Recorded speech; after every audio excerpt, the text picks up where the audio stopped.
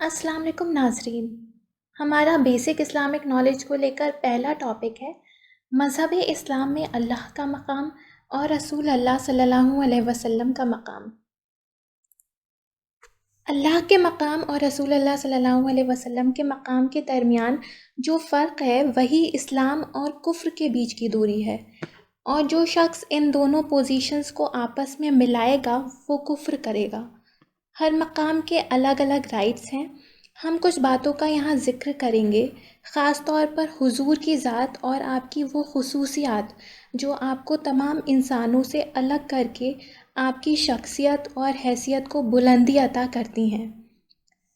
कुछ लोगों की कम अक्ली, तंग नज़री और गलत फहमी की वजह से ये बातें उनकी समझ से बाहर हो गई हैं, जिसकी वजह से वो हुजूर के डिस्टिंक्शन और स्पेशलिटी पर ईमान रखने वाले मुसलमानों को काफिर कहने लगते हैं, उन्हें इस्लाम के दायरे से बाहर निकालने लगते हैं और कहने लगते हैं कि उन्होंने अल्लाह और रसूल अल्लाह की पोजीशंस को आपस में मिला जुला दिया है और हुजूर के मकाम और मर्तबे को अल्लाह के मकाम तक पहुंचा दिया है, जिससे हम अल्लाह की बारगाह में अपने को अलग रखने का ऐलान करते हैं। अल्लाह के फजलो करम से हम इस सच्चाई से अच्छी तरह वाकिफ़ हैं कि अल्लाह के हुकूक क्या हैं और उसके रसूल अल्लाह सल्लल्लाहु अलैहि वसल्लम के हुकूक क्या हैं। इसी तरह हम ये भी जानते हैं कि कौन सा हक़ सिर्फ़ अल्लाह का है और कौन सा हक़ उसके रसूल का है। हम शान रिसालत यानी हुजूर सल्लल्लाहु अलैहि वसल्लम के लिए जिन बातों को नहीं मानते हैं वो ये हैं: किसी को ख़ुद अपनी ज़ात से फ़ायदा और नुकसान पहुंचाना, अपनी ज़ात से अता कर देना या मना कर देना, ज़ाती मिल्कियात और पूरा कंट्रोल होना, किसी चीज़ की प्लानिंग करना और उसे अंजाम देना, किसी चीज़ का मुकम्मल मालिक होना, पाकी और बुज़ुर्गी और पूजने के लायक होने की तमाम तफसीलात हम सिर्फ़ अल्लाह के लिए मानते हैं, रसूल अल्लाह सल्लल्लाहु अलैहि वसल्लम के लिए नहीं मानते।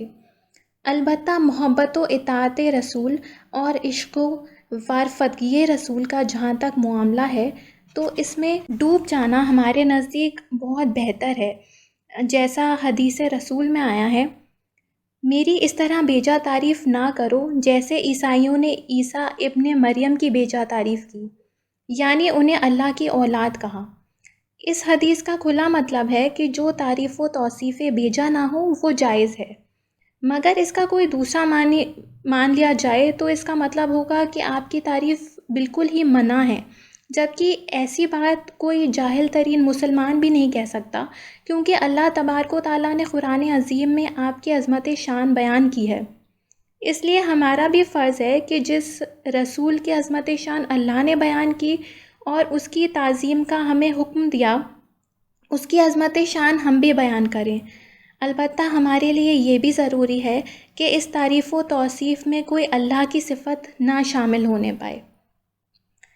अल्लाह की सिफ़ात से अलग करते हुए रसूल अल्लाह की जो भी ताज़ीम व तौसीफ़ की जाए वो ना कुफ्र है और ना शिर्क है, बल्कि ऐसी ताज़ीम व तौसीफ़ अल्लाह को सबसे ज़्यादा पसंद है। इसी तरह नबियों, रसूलों, फ़रिश्तों, सिद्दीक़ीन, शुहदा और स्वालिहीन जिनकी अज़मत का बयान ख़ुद अल्लाह ने किया है, उनकी ताज़ीम व तौसीफ़ भी अल्लाह की क़ुर्बत का ज़रिया है। अल्लाह ताला सूरह हज में इरशाद फरमाता है, और जो शख्स अल्लाह की मोहतरम चीज़ों की ताज़ीम करे तो ये अल्लाह के पास बेहतर जमा किया हुआ माल है। काबा मुक़द्दसा, हजर अस्वद, मकाम इब्राहीम जो कि पत्थर हैं, इनकी ताज़ीम का अल्लाह ने हमें इस तरह हुक्म दिया है कि काबे का तवाफ़ करें, हजर अस्वद को हाथों से छुएं और मकाम इब्राहीम के पास नमाज़ पढ़ें। ये सारा काम करते हुए हम माज़अल्लाह किसी गैरुल्लाह की इबादत नहीं करते।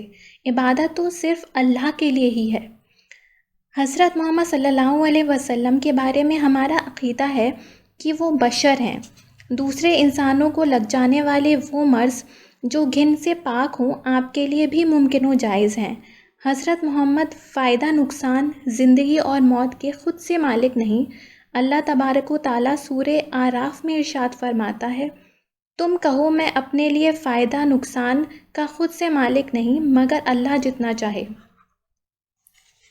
حضرت محمد رسول اللہ صلی اللہ علیہ وسلم نے تبلیغ کا فرض انجام دیا، امت کو ہدایت فرمائی، پھر انتقال فرمایا اور اپنے رب کے نزدیک پہنچ گئے۔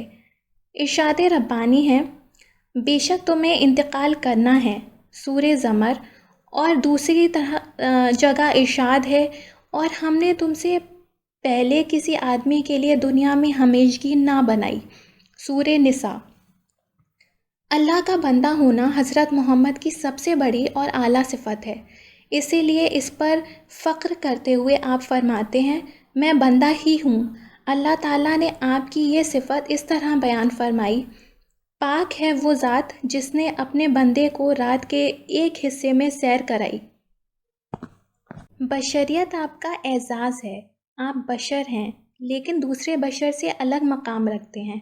آپ کے مقام بشریت تک نہ کسی کی پہنچ ہو سکتی ہے اور نہ کوئی اس کے برابر ہو سکتا ہے۔ حدیث صحیح میں ہے، رسول اللہ صلی اللہ علیہ وسلم صحابہ کو مخاطب کرتے ہوئے اپنے بارے میں خود ارشاد فرماتے ہیں، میں تمہاری طرح نہیں ہوں، میں اپنے رب کے پاس رات گزارتا ہوں، وہ مجھے کھلاتا پلاتا ہے۔ اس حدیث صحیح سے صاف ظاہر ہے کہ آپ کی صفت بشریت کا ذکر کرتے ہوئے آپ کی خصوصیات مبارکہ کا ذکر بھی ہمارے لیے ضروری ہے، تاکہ عام بشر سے آپ کی حیثیت الگ رہے۔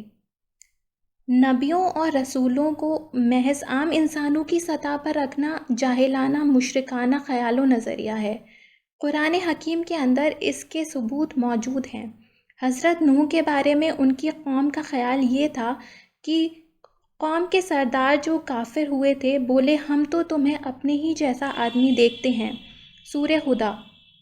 حضرت صالح کے بارے میں قوم سمود نے کہا، جیسا کہ سورہ شعراء میں آیا ہے کہ تم تو ہم ہی جیسے آدمی ہو، تو کوئی نشانی لاؤ اگر سچے ہو۔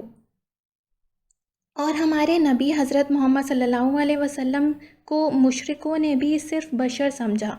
سورہ فرقان میں ہے کہ انہوں نے کہا، اس رسول کو کیا ہوا ہے جو کھانا کھاتا ہے اور بازاروں میں چلتا پھرتا ہے۔ یہ ٹاپک انشاءاللہ اگلے ویڈیو میں کنٹینیو ہوگا۔ اگر آپ کو ویڈیو پسند آیا ہو تو please like, share and subscribe. خدا حافظ۔